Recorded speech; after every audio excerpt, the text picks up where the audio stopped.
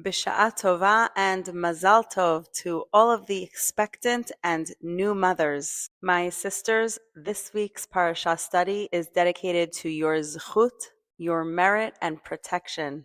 And this week, a double portion, Tazria and Metzora. Both portions deal with impurity and purity of different types. In Tazria, the impurity and purity of a woman who gave birth, and the commandment to circumcise a male-born baby on the 8th day. And in the remaining portion of Tazria, the signs of a unique affliction called Tzara'at, incorrectly translated in English to leprosy. And in Metzora, we continue on the topic of Tzara'at, but this time the process of recovery and rehabilitation, and take a close look at the cause of the Tzara'at and the huge emphasis the Torah puts on the power of speech. We begin with Parashot Tazria, Isha ki Tazria, plainly meaning when a woman conceives. However, Tazria is a unique word. The root of the word Tazria, zera, like seed, plant, in causative form. With Tazria, a woman is not simply being described as one who conceives or gives birth, but rather actively planting and growing life within her. Ve'yalda zachar v'tam'a shiv'at yamim. If she gives birth to a male, she shall be contaminated for 7 days. And let's dwell for a moment on the concept of contamination or impurity. Impurity and purity in the Torah, as they are reflected in Tazria and Metzora, do not deal with physical concepts of cleanliness or hygiene, but rather a deep spiritual and metaphysical state. And if until now you thought of impurity as dirt or a certain defect of sorts, think again. States of purity are a sign of high spiritual sensitivity. In a woman giving birth, impurity stems from the natural process of bringing life into the world, in which there is a physical separation and emotional transition for the woman giving birth. And on the 8th day, Uvayom Hashmini Yimol Bsar Orlato, the circumcision, the Brit Milah, or bris. Bris, or Brit, literally meaning covenant, a physical sign of the covenant between Hashem and the Jewish people. And what is the significance of the 8th day? In last week's parasha, Shmini, literally meaning the 8th, we learned about the inauguration of the Mishkan, the very first day in which Hashem's presence was made within the dwelling created for him by the people of Israel. So what does the 8th day of the inauguration of the Mishkan and the 8th day of the Brit Milah have in common? On both of these 8th days, we both strengthen and mirror our partnership with Hashem, the Creator. There are 3 partners in the creation of a human: one's father, mother, and Hashem. Not only do we become partners in creation, but we mirror creation itself. For the most part, we experience life in cycles of 7, and the 8th day can be observed as simply the first day after the 7th. But there is a unique difference between the creation of Hashem, Bria, which implies making something from a void, creating something of nothing. And so, unlike the word creation in English, which may be associated to the creator of the universe or to the creations of people, the Hebrew word bria is associated only with the creation of the divine. Human creation can only make something from something else that already pre-existed. Let's go back to the very first 8th day of creation. According to the Midrash, upon completion of the first Sabbath, the first Shabbat of creation, the sun set for the first time, and for the first time, Eve and Adam had become acquainted with darkness, which caused them both great fear. Ma'asa HaKadosh Baruch Hu, what did Hashem do? He made available 2 stones, struck them against one another, and light emerged from them. Fire, yes, according to Judaism, fire appeared on the earth at the onset of the 8th day. And yes, the The fire on the 8th day mirrors the creation of light on the very first day. Vayomer Elokim yehi or. The light on the first day was that created by God. The light on the 8th day was the light we learned to create. On Shabbat, we remember that the world was created by Hashem, and upon completion of Shabbat, on the beginning of the 8th day, nightfall on Saturday night, we bless Boreh Me'orei Ha'esh, marking our own ability to create and become partners with Hashem in creation. And in fact, this is not only reserved to the 8th day. Rather, with our words, as we will learn in the continuation of this portion, we are able to become partners with Hashem in creation, creating our reality. And we continue. Following the 7 days of impurity after the birth of a boy, for 33 days, she may not touch anything sacred like the korbanot, nor may she enter the sanctuary, the Mishkan, and later the Bet Mikdash, until the completion of her days of purity. Ve'im nekeva teled, if she gives birth to a female, she shall be contaminated for 2 weeks, plus an additional 66 days before being considered pure again. Why are these numbers doubled when a mother gives birth to a daughter? The Ibn Ezra explains that it is simply a matter of physiological differences and no moral or spiritual reason. The Kliyakar explains, Mipnei shehanekeva nivret nekeva nichpal ba. In a way, it is as if the mother had been multiplied by creating another female. And after these waiting periods, a mother usually brings a turtle dove or young pigeon as a chatat and a young lamb as an olah. And if she cannot afford to buy a lamb, she brings a second turtle dove or young pigeon as an olah. And after the laws of childbirth, we move on to a completely different kind of impurity, Tzara'at. Tzara'at is not leprosy, so let's avoid using that word when describing Tzara'at. Leprosy is a medical disease, scientifically known as Hansen's disease. Tzara'at, as described in the Torah, is a plague that is a spiritual disease with a physical manifestation. And because the problem is a spiritual ailment, there are no antibiotics or medical vaccines against Tzara'at. It is also not diagnosed by a doctor, but rather only by a kohen. And even if a person has the infamous white rash or discoloration of the skin, they must not diagnose themselves and must wait for a kohen to make the diagnosis of tum'ah and specifically tzara'at. Lesions on the body may appear as a white rash on the skin, a discoloration of the hair, and could even appear on one's clothing or in their home, literally on the walls. Tzara'at in homes was a phenomena specifically reserved for the land of Israel, again indicating the high sensitivity to states of purity and impurity. But what is this strange disease that appears in human flesh and clothing, fabrics, and stone walls?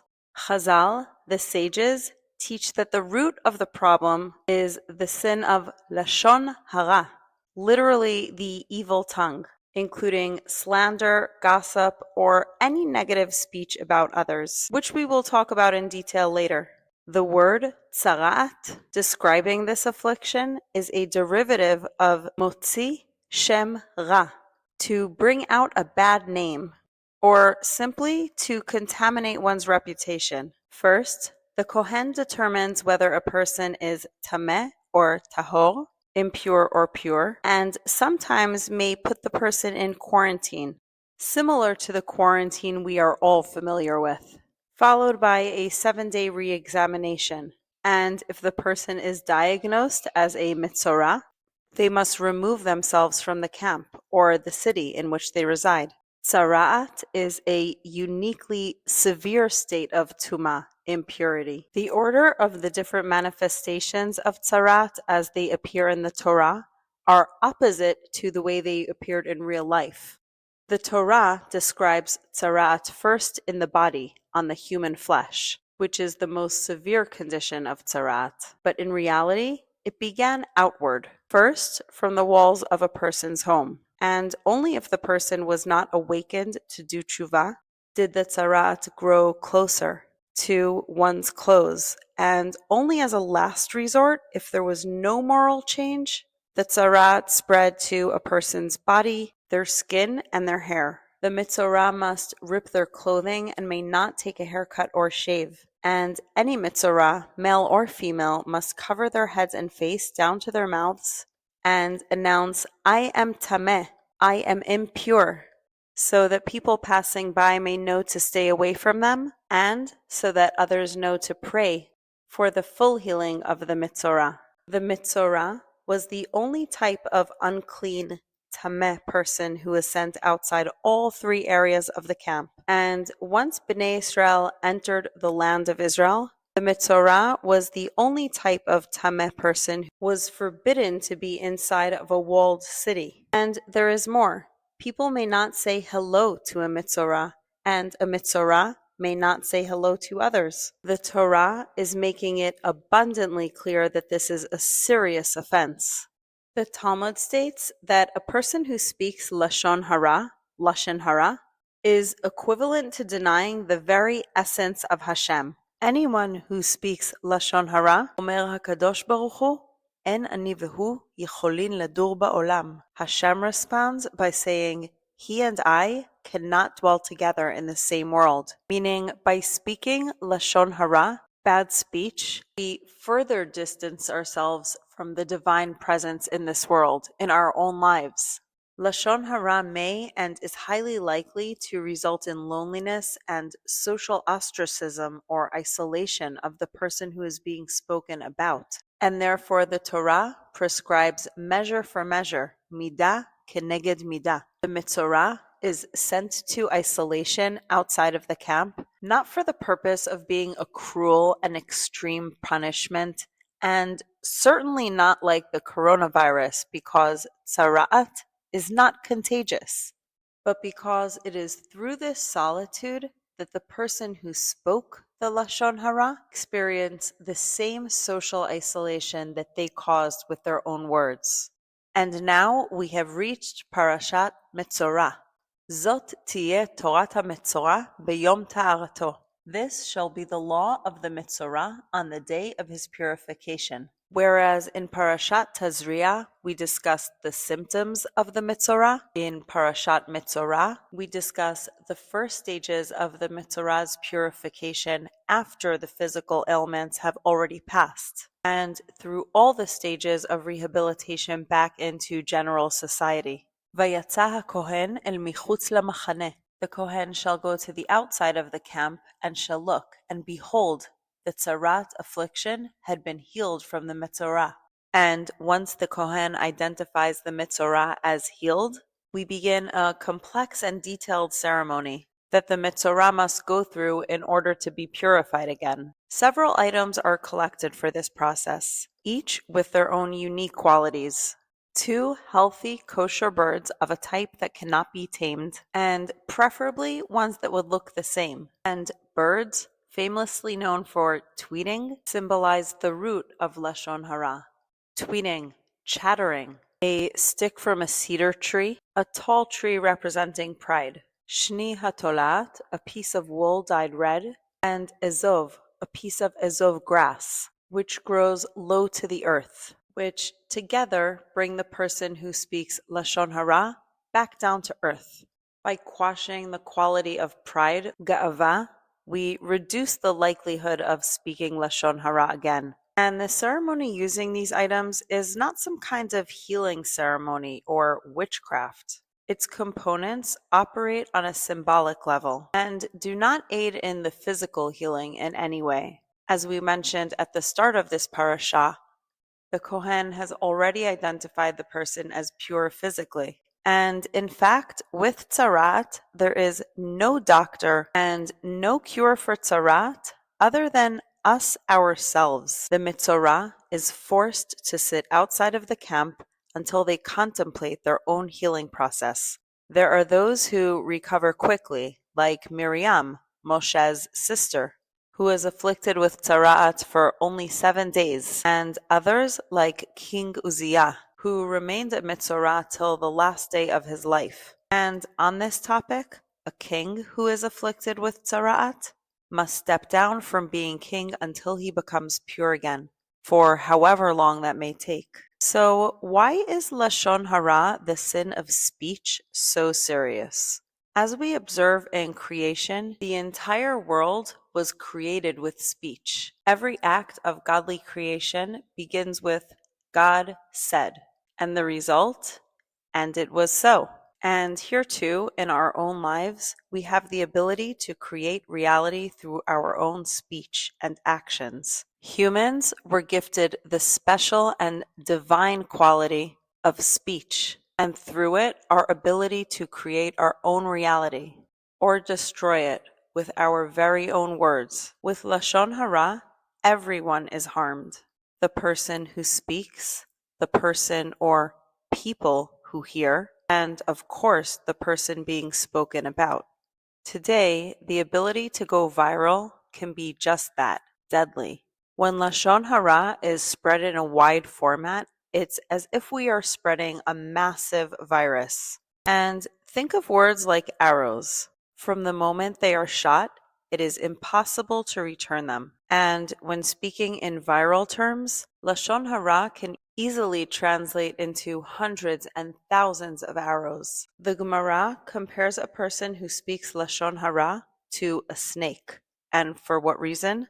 Rabbi Shimon ben Lakish said, unlike other animals that attack to eat or defend themselves, the snake bites without any real benefit or pleasure, and it solely causes harm. So too is Lashon Hara. There is no real, actual, tangible gain from slandering another person. Today, we are not at a high enough spiritual level to be afflicted with Tzara'at. But imagine this process of recovery if you were afflicted by this by speaking Lashon Hara. Following the ceremony performed with the birds, cedar, and grass described earlier, on the seventh day he shall shave off all his hair, his head, his beard, his eyebrows, all of his hair shall be shaved off. He shall immerse his clothing and immerse his flesh in water and become pure. And on the eighth day, the last stage in the purification process, the korbanot, the offerings. And after detailing the entire process of the healing of the human Tzara'at, the Parasha moves on to detail the phenomenon of Tzara'at in houses. Yes, in actual stones. Yirakrakot or adamdamot, deep green or deep red spots. And the purification process for a home with Tzara'at. After the Kohen inspects the house, it may be put into quarantine for a second 7-day inspection, and some of the stones may be removed. However, if later the Kohen observes that the Tzara'at is still spreading, the house may be designated for total demolition, and if this process is done, all of the stones, wood, and dirt must be taken outside of the camp to an impure place. And later in the parasha, additional types of physical impurity and the ways to purify from them. And although we cannot be diagnosed by a Kohen, nor will any spots appear on our homes, clothing, or body, let's observe how to avoid these afflictions to begin with. About 150 years ago, the Chafetz Chaim, Rabbi Yisrael Meir HaKohen, wrote his first book, the Chafetz Chaim, after which he received his famous nickname. The Chafetz Chaim is considered the most comprehensive halachic work to summarize all of the laws prohibiting Lashon Hara and Rechilut. Yes, there are accurate distinctions within Lashon Hara, bad speech. Bad speech, according to the Chafetz Chaim, refers to any speech that attributes a disadvantage, bad behavior, or a negative trait.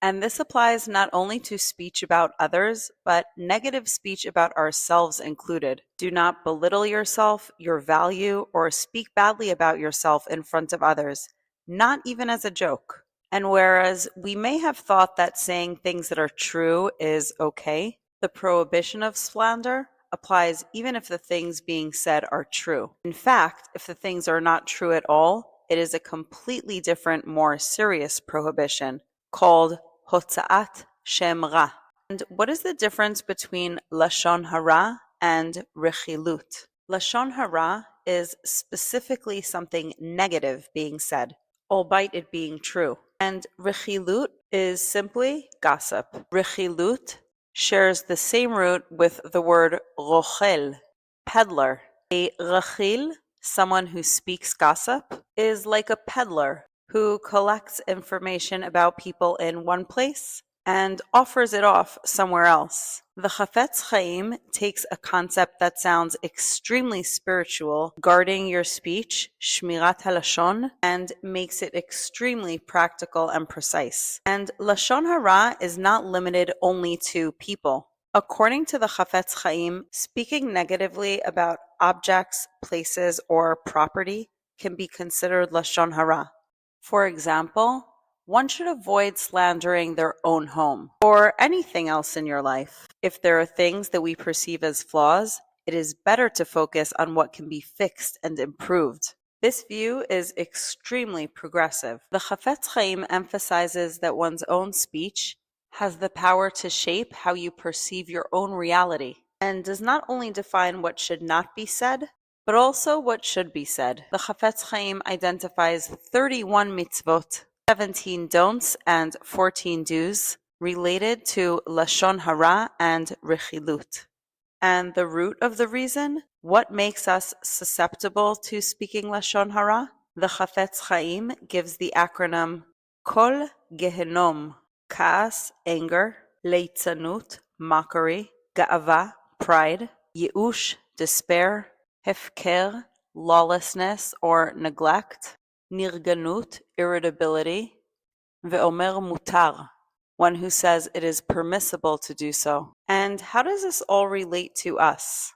The Chafetz Chaim writes in his book Shmirat HaLashon that the greatest to redemption, Geula, is rooted in our ability to overcome Lashon Hara, negative speech. And what can we do to bring that redemption closer? Conscious speech. Whether we are speaking about ourselves, others, objects, our home, and our land. This week, we celebrate the 78th Independence Day of the State of Israel.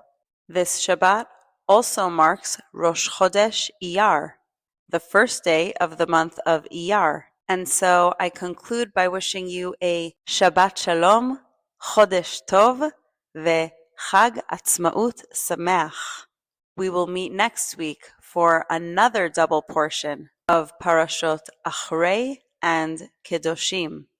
This week's Jewish calendar marked meaningful events.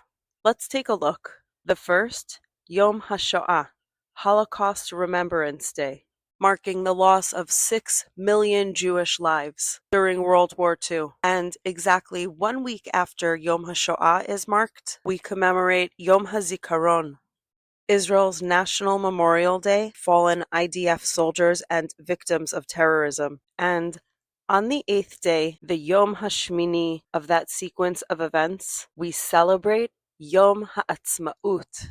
Earlier in this study, we discussed the significance of the Yom HaShmini, the 8th day, the strengthening of our Brit, our covenant with Hashem, and the return of the people of Israel to the land of Israel.